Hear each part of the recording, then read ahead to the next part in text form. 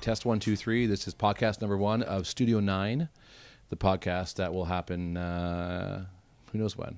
Here we go. All right, so Sarah, welcome to Studio 9. This is my podcast. Thanks, Stu. Are you excited to be here. I'm excited to chat with you about whatever. Some Life. stuff. Life. So as you heard in the introduction, Sarah Wells is an Olympian. She's amazing.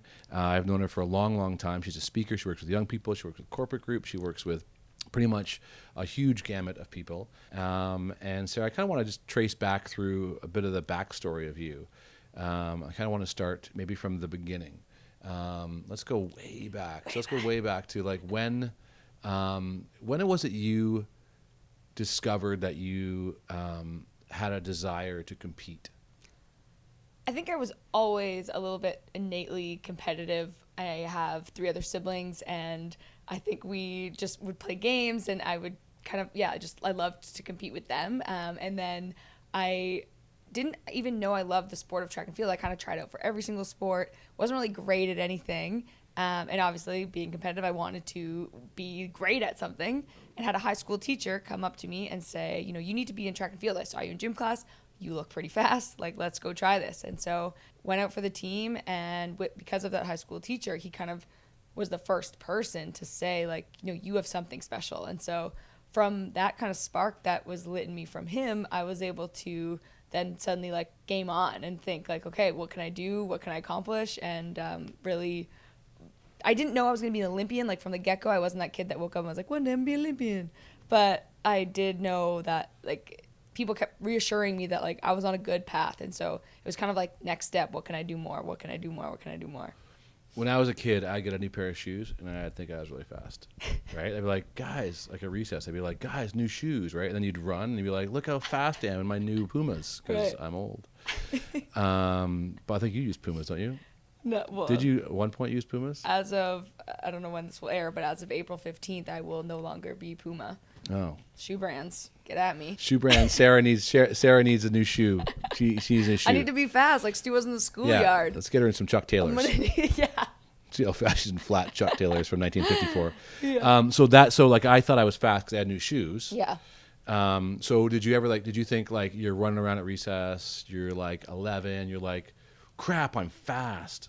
Yeah, actually, okay, so those mandatory track and field days, they make everybody do them. Nobody likes them. Everyone's like stomachs turning. People are like, why do we have to do this again? Hated those days. Despised them in elementary school. Could not wait to get to high school so I didn't have to do them anymore. But I would always win in elementary school. So I was like, damn, this is so annoying. Like, I'm clearly good at this, but I hate it. Because you had to win. And I had to win. But but no, it was just like, I hated the nerves that I felt beforehand. So when I got to high school, I was almost like excited to not do it. But then when this teacher told me that I should, and I knew it was my one thing, because I wasn't good at any other sports, then... There was no other sports? I mean, I tried. Like, what else did you try? Tell me the sport you tried out, you bailed, like it just sucked at the worst. What was the one you sucked at the worst? Oh my God. Like, I can't even give you just one. Like, I'm so crappy at sports. Like, I am so crappy at sports. Hockey. Tried it for a year. My own dad benched me in hockey. That's because bad. I know, sad. Yeah. So, basketball. Got cut, grade 9. Volleyball. Cut, grade 9. Cross country. Long distances. Didn't even try. Oh, long distances. I got one lap in me. I'm 400. That's it.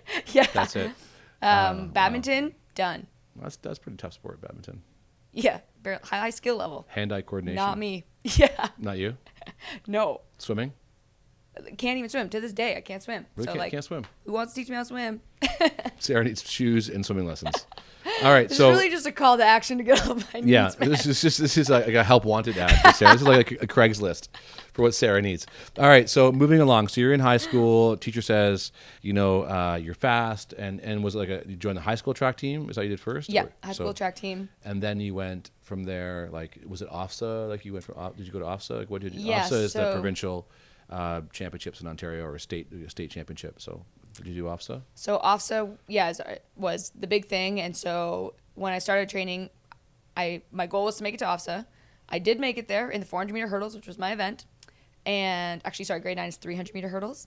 But made it there and actually didn't make the final. I ended up getting 9th. So I was the first one out of the final and was super bummed. And it was actually one of the very first times I now know, when I run really hard races to my absolute best of my ability, I'll get sick afterwards in a garbage can, head in the barrel. Throwing up. Almost all the time. very first time that ever happened, OFSA grade 9, when I got 9th. Felt devastated. Why would I go through all this pain? Only get kicked out. Right. Yeah. Just, I would have quit. you know, I thought about it. I but would've quit. Fortunately, I would have quit. Yeah. Seriously, I didn't do sports. Only sport I did was I was swimming, okay. 50-meter freestyle, Okay. front crawl. That was it. That's all I did. My mom made me, and Mom made you. I had to do a sport because she didn't think I was very athletic, Right. which I Look at obviously I am. Look at Obviously you now. athletic. So anyway, so you go OFSA, then you go. So when do you make the transition from high school, like the high school world Yep. of sports, into the more competitive international stuff? So didn't make the didn't make the final grade 9. That summer, that high school teacher is also the university coach at University of Toronto. So he said, come train with me. We'll make you better. And Throw up less. throw up less, which didn't happen. Okay. But yeah, we started to train with him, and within 8 months, we ended up making the world youth team. So we traveled to Marrakesh, Morocco, and ended up having my very first experience on the national team within 8 months of really getting into it. So I was like, oh dang, like I'm pretty good at this. I guess I should keep doing it. Keep doing it. So I went from there. Yeah. When was it? What was the first time you ever you placed? First, second, third. Like when you had that. Like what was the first time you ever placed internationally? Gosh, first international. These are hard questions. That is a hard question. I guess it would have been Pan Am Juniors. Okay. So it was a race down in Brazil in 2007. So it would have been my third year of track and field, I believe. And I just missed a medal. I got 4th at the Pan Am Juniors and ran a PB, though, in that race, which means personal best. Not peanut butter. Not peanut butter, and which is my previous ritual, peanut butter and banana sandwich. I see it on Instagram. Yes, I'm glad you follow. Thank you, Stu. Instagram, all of Sarah's social meds will be in the show notes, and they'll all be there. So make sure you follow Sarah And on all of her stuff. I'll be sure to show you some peanut butter and banana sandwiches. Yeah. But so you didn't place. So I didn't place, but I got 4th. And so Okay. it was one of the very first times I competed well on the international stage, and I kind of saw I was in reach of a medal. And so that was my last year of high school heading into university. And so I kind of got that extra motivation, that extra little push to kind of be like, okay, I can really do this. Yeah, I can exactly. really do this. Yeah, that's different. Okay, so you make it to London, to the Olympics. You get 24th in the world, and that's huge. Yeah. I think. Thank you. I mean, that's huge. And how do you are you more motivated at that moment? Like when you finish and you get 24th, I mean, obviously you want to do better. Right? Yeah. That's why you compete. But are you more or less motivated when the Olympics are over in London? So Honestly. yeah, no, I'm going to give you a real story. I'm actually going to take you one step back. So Olympic trials, in order to make London, was one of the most anxiety-ridden races of my life, because I knew I needed to do this. The door was open and I had to take it now. And so I was so stressed, and obviously it all comes together and it's great and it's the most amazing moment of my life. But then because I had been through that stressful and very tumultuous time, after the Olympic experience, I was more in the mindset of let's see what I can do. I've now been given an opportunity instead of kind of I have to do this. And so for me, I left the Olympics, I think, just, motivated to kind of see what else is in me, what else can I do, but wasn't necessarily okay, I didn't have the roadmap quite yet of I need to do this and I need to make sure I'm final next time and I'm doing this. And it was just kind of okay, this just showed me that one more step. Just back in high school, that one step was, oh, you got 4th at your first international competition. This was another eye opener, which is funny because you wouldn't think that the Olympic Games would be the eye opener, but was another thing that showed me that okay, you can run with the best. You weren't a medal hopeful this time, but what else can you do? Right. So then you next up is Brazil. Yep. And 4 years later, Rio Olympics 2016. And you didn't make that Olympics. Did not. So it was a failure in a lot of ways. Oh yeah, it felt like I share this story. People that have seen me speak will have known this. Is I shared that when I left the track after the 2016 Olympic trials, I opened the car door, and when we pulled into the driveway of the house we were staying at, just kind of opened the car door and crumbled onto the pavement and just laid there and cried, because the last 4 years of my life, everything felt like a waste. It felt like why would I be so dumb to pour in my heart and soul and everything I had gone through to come away with what felt like empty-handed and absolutely felt like a failure. Thought people were going to look at me differently. Thought my friends were going to like me anymore. Thought who knew what the world was going to be like now. Did you want to quit? Absolutely. Like And how- I had been planning to retire after 2016. I thought, get my second Olympics, I'm good to go. I'd hit Olympic standard already at this point. So I was like, my family already booked tickets to the show. It was going to be good to go. And so I thought I was ready to retire. And then when this happened, it was like, why would I be so dumb? Because it's top three. That Top go, three. And you got fourth. And I got fourth. Like that's pretty close. And how close was third to fourth? Half a second. So you're half a second away. If you can't see it, but if you're listening, Sarah made a half a second thing. She made a half a second signal. I don't know what that means. But They anyway, might see it in the wide shot. Well, no, if they're watching it, but it'll be on. You can watch this. Oh, by the way, if you're listening to it, you can watch this on YouTube, and that'll all be in the show notes too. All right. Good call. But a half a second is crazy. Yeah. Like in sports, that's it. Like I always think, like with track and with swimming and things like that. Like it's such a minute. Like that must be like gut wrenching. Yeah. It certainly was. It really was. And it in that I'm trying moment. to bring it down. I'm not trying to bring it down, like make you so sad, but like a half a second is ridiculous. Yeah. No, it's like negligible time after 4 years of work and like 4 years of workouts. And 4 years of sweat. do you break it down like, oh, I just would have like done this one stride differently, or like had worn that different shoe or different shirt, or my shoelace was tied differently. Like I'm serious. Is that how you think? I don't know. Like there's so many moments. Well, the reason why I didn't we haven't even explained that. So part of the reason why I got go fourth, was like this is like a memento, like where you go back and forth. The movie Memento, you go back and forth in between the story. You go back 15 minutes, then go back. Okay, so go ahead. So tell that part. Apologize. So leading into 2016, I actually was in the best shape of my life. Like was game ready. Like I said, I'd already hit Olympic standard at that point, and ended up tearing my hamstring 2 months out. Yeah. And the day that I worked out, I knew I was sore. I knew I shouldn't have worked out, but I did anyways because I was so scared of not doing everything in order to accomplish this goal that I felt like I had to do. I had to be an Olympian again. People saw me do it once. I have to do it again. And now I had won a medal, we're going back in, at Pan Am Games. And so I knew now I needed to like win a medal at the Olympics. People are expecting me to. And so I replayed that moment of that being in that workout when I knew I shouldn't have worked out, and I did, and I tear my hamstring. Right. And it feels like the world comes to a crumbling end from that point forward. And so it's like I've replayed that day over and over in my head. And even now, after like I really have come to terms with it, I do understand that failure and that kind of moment that felt like a waste was really important for me to develop and become who I am now. Yeah. And for me to help empathize and sympathize with people everywhere who have experienced failure. I think it's good that I've had the triumphant experience, but I've also had that moment where everything felt like it slipped away. And so, but even knowing that, I'll replay that moment and be like, why did I work out? Yeah, if I just hadn't done that. Yep. Second guess everything. Then I could have been retired. I could have been living this like lovely life where I'm a 2-time Olympian, and I feel like my stars aligned and everything worked out. But so let's go. So you quote unquote failed. Yep. Because you failed. This is, I think, something that people don't understand. People think that you look at Olympians and you go like they must, like they to get there. They mostly appreciate the hard work that goes into becoming an Olympian in any sport. Maybe not luge, but other than that, I think any sport, right? And I think luge is luge the one where you just lie down. Luge is lay on your back, skeletons on your face. Both of those are ridiculous, right? Like people they're daredevils. Like this seems stupid, but anyway. So failure. Do you think so? We're gonna go a little convoluted here. So you are training for 2022. I mean 2020. Yeah, just 2020. Yeah, in Tokyo. Tokyo. Do you think the failure for the Brazil Olympics changed the way you're getting ready for the next 2020? Absolutely. So yeah.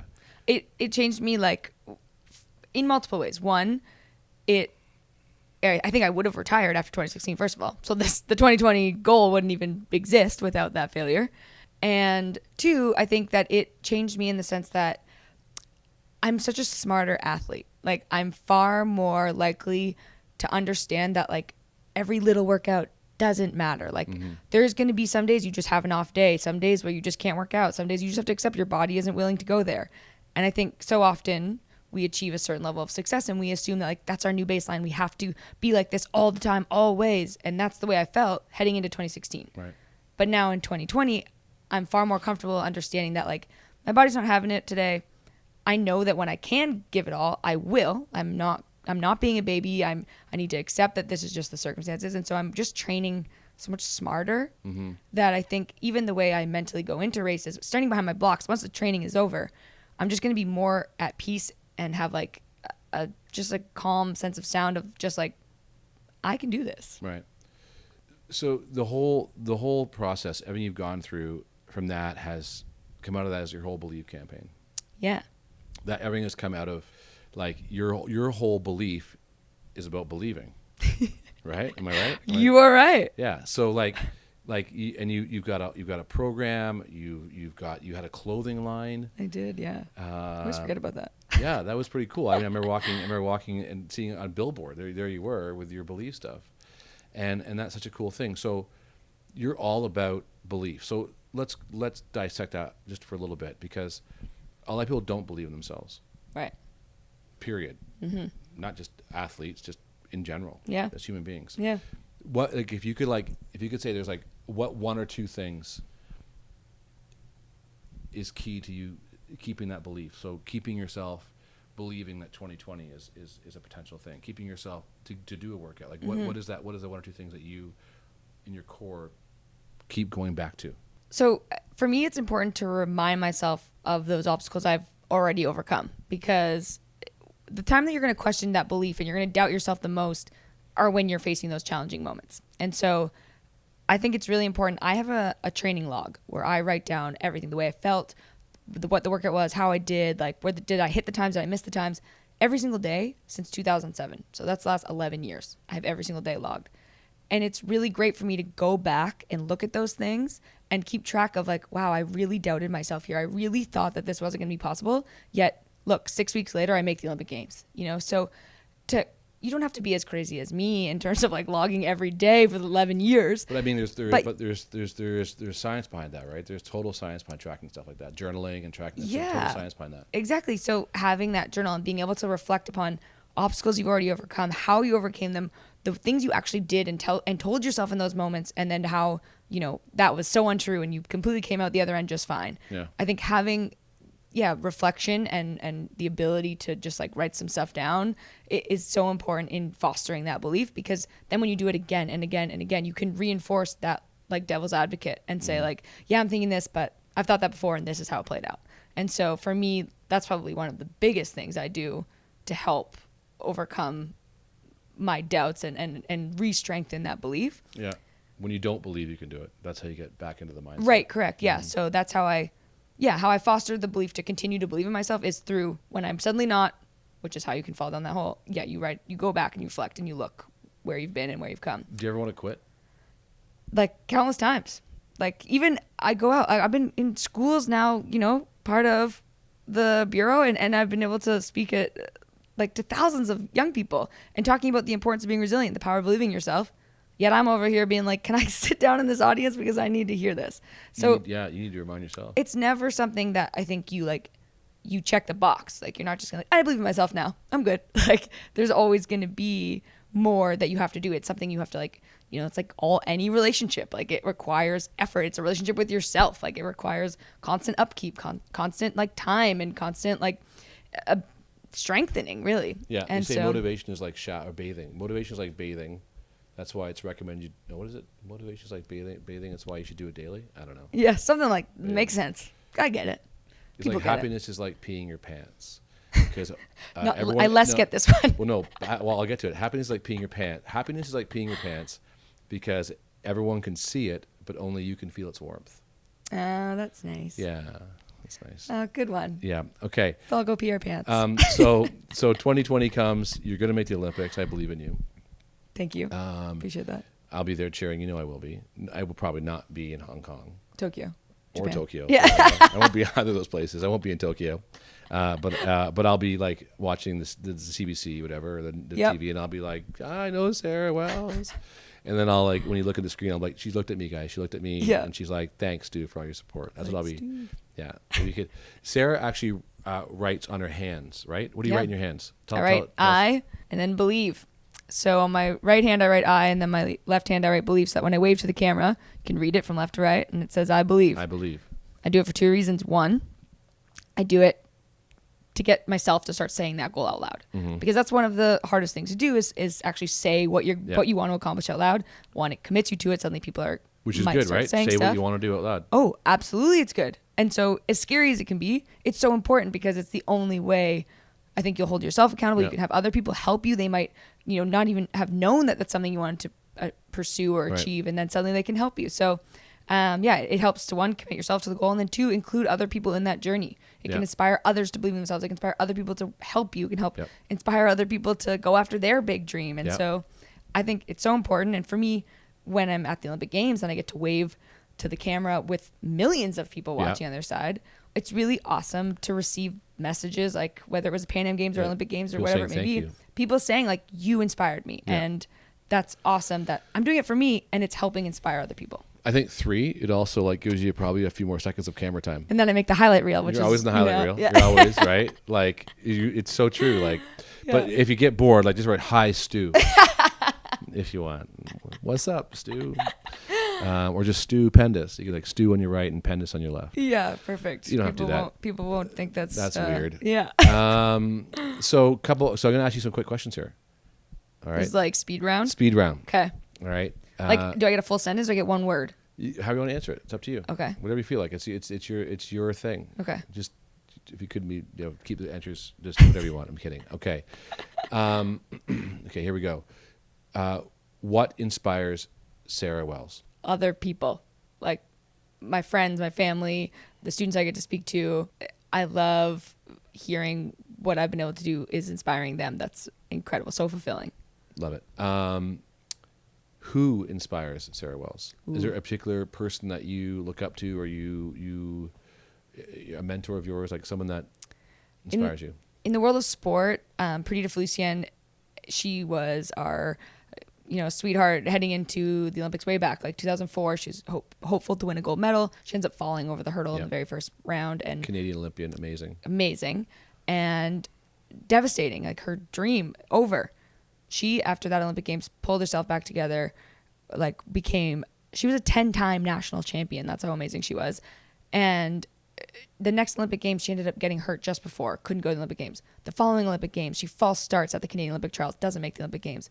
Yet in between all of these like catastrophic events of her life, she was so poised. She had so much class. She won the national championships 10 times in a row. She never let it really like overwhelm her to the point that she couldn't pick herself back up. And so I really look up to her and her resilience and her ability to just be a really great like inspiration and mentor to other people, including myself.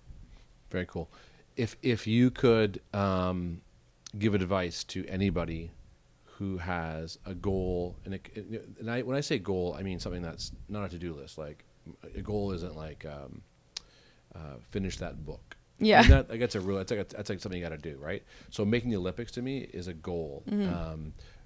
Creating something new is a goal. So if you give advice to anybody, young, old, and you've got a massive goal. I call them flags, fearless life altering goals. Ooh, I like it. Yeah, you can use it. Thank you. So fearless life. What was the one piece of advice you would give somebody who feels like they can't get started? So moving towards it. Not to like become a broken record and really hammer this over the head, but like the thing is believing. And I came up with this quote that I say frequently now, but that you have to have the courage to believe in yourself, and it will be the spark that ignites your dream. And I say that. That'll be in the show notes. Say it one more time.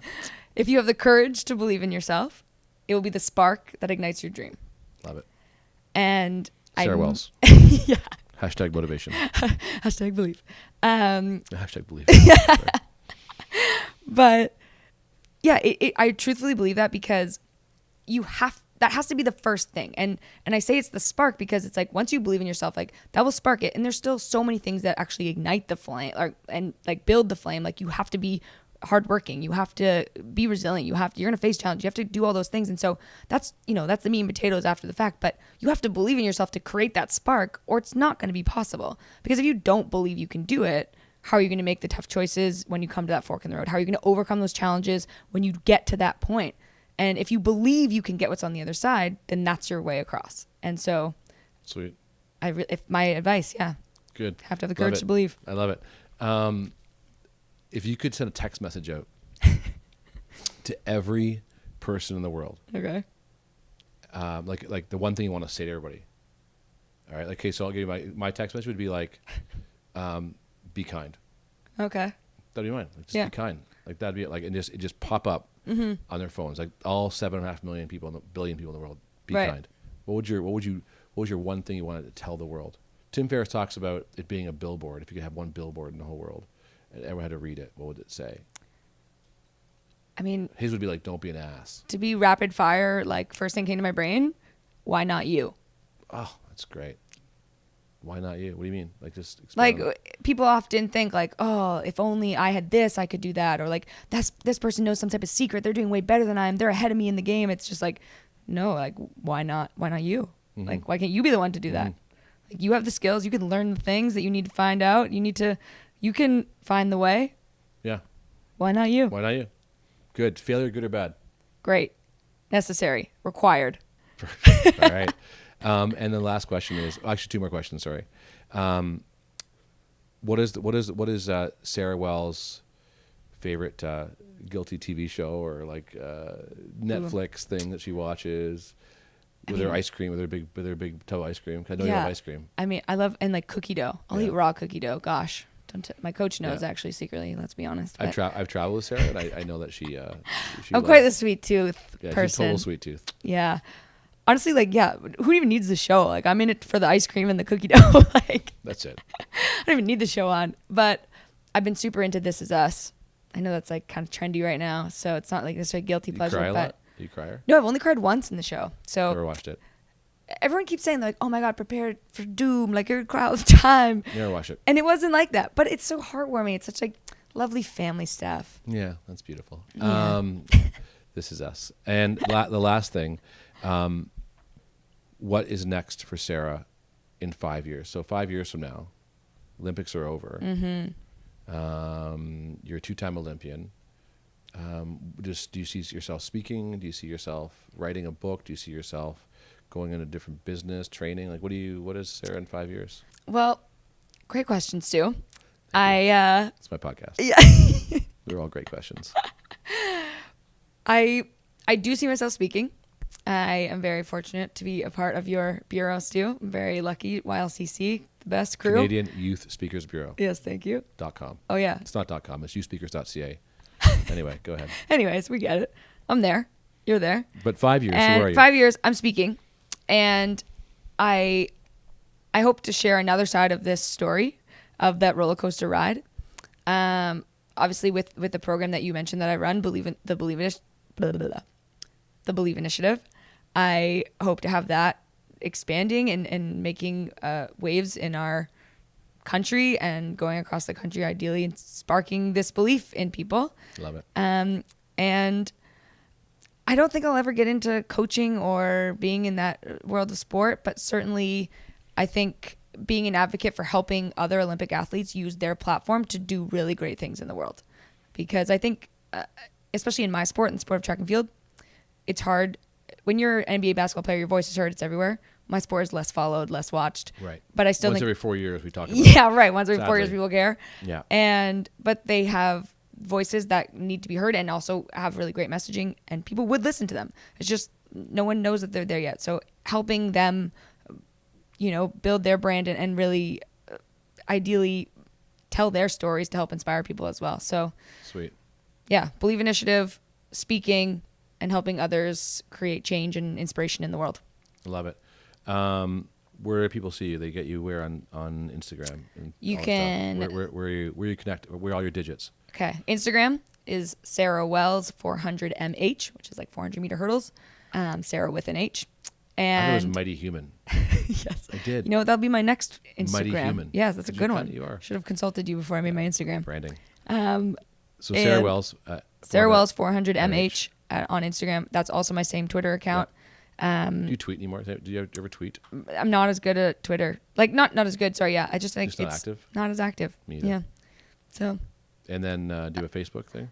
Like what's your Believe Initiative? Where is that? Oh yeah, Instagram we have at Believe Initiative as well. Is there a website? There's a website, believeinitiative.com. SarahWells.com? No. SarahWells.ca. but it's there. You want to But see the it old exists. school stuff, retro Yeah, Sarah Wells? but you can contact me through believeinitiative.com. You can contact me through sarahwells.ca. Yeah, Don't look at any of the things that are clearly out of date. that's all right. No one's judging. Maybe a little bit. But Instagram, I'm there. I'm always there every day. All right. Final thoughts. Last bit of advice to the world. Anything? Oh my gosh. We've given so many pieces of advice. I know you have. Be kind. Believe in yourself. How was mine? That would be. I know. kind I'm of- saying it for both we're of us. combining. Yeah, we're collaborating right now. Sweet. Great. Sarah, thanks. You're awesome. Thanks, Stu. All right. That's it. Peace out.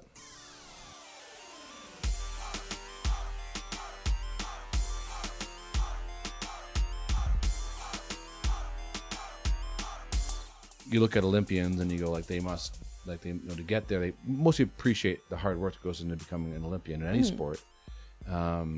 Maybe not luge, but other than that